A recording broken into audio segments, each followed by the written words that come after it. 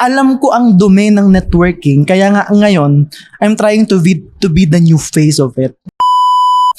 Alam na ng tao yung Ponzi na investment.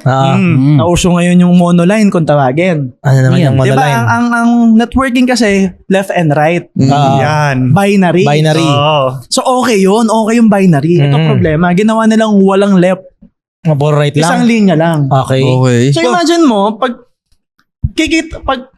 unahan mag-join. Oo. Wala nang balanse eh. Automatic paglagay mo, Paglagay mo, pair siya agad. automatic may magkakaroon sa ilalim. So kailangan magpasok ka ngayon. Oo.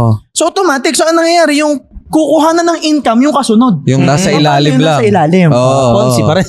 Ponzi pa rin. Oo. Para nilagyan lang ng kunwari may pumasok. Pero technically, parang investment scheme pa rin. Tapos bibili sila ng Produkto. ng produktong tig sa 50 pesos. Minsan, Okay. 20 lang ang puhunan ng kape. Bebenta na lang ng 2,000.